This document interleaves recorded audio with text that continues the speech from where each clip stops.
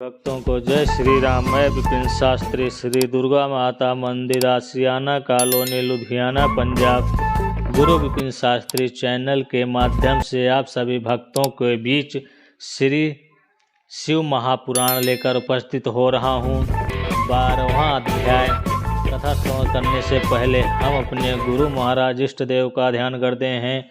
मंगलम भगवान विष्णु मंगलम गरुड़ध्वज मंगलम पुंडरीकाक्षम मंगलाय तनो हरि। ब्रह्मा जी ने कहा, नारद, अब मैं तुमसे उस सृष्टि का वर्णन कर रहा हूँ जो समागम से उत्पन्न होती है। यद्यपि मैंने अनेकों प्रयत्न किए परंतु मुझे दृढ़ शक्ति की प्राप्ति नहीं हुई। यह देखकर मैंने अपनी संपूर्ण इंद्रियों को वश में करके भगवान सदाशिव की पुनः पूजा की, क्योंकि उनकी प्रसन्नता के बिना कोई भी कार्य पूरा नहीं होता है। शिव जी ने इस पूजा से प्रसन्न होकर पुनः दर्शन दिया।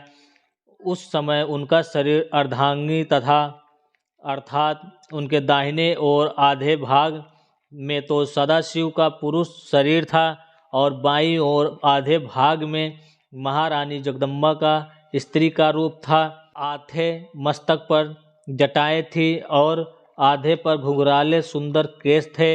एक ओर ललाट पर त्रिपुंड लगा हुआ था और दूसरी ओर बिंदी चमक रही थी। एक ओर डमरू की ध्वनि थी और दूसरी ओर घुंघरू का मधुर स्वर।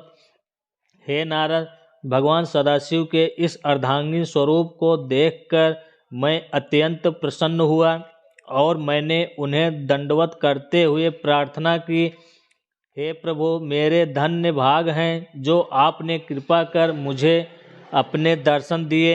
मेरी स्तुति को सुनकर भगवान सदाशिव हंसते हुए बोले, हे ब्राह्मण, तुमने जिस मनोरथ की प्राप्ति के लिए इतना कष्ट भोगा है उसे हम जानते हैं। तुम्हारी अभिलाषा अधिक संतान उत्पन्न करने की है। इतना कहकर भगवान सदाशिव शक्ति से अलग हो गए।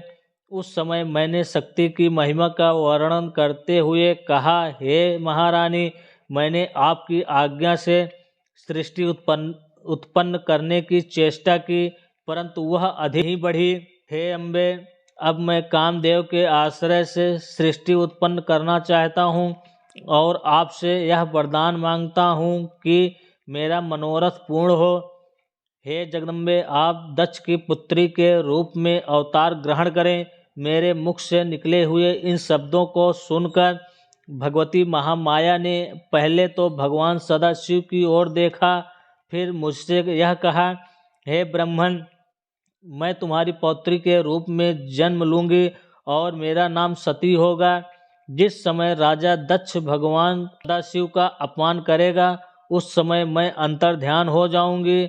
इतना कहकर वह शक्ति स्वरूपा जगदम्बा पुनः श्री सदाशिव के शरीर से संयुक्त हो गई। तब भगवान भूत भावन भी अंतर ध्यान हो गए। शंकर भगवान की जय।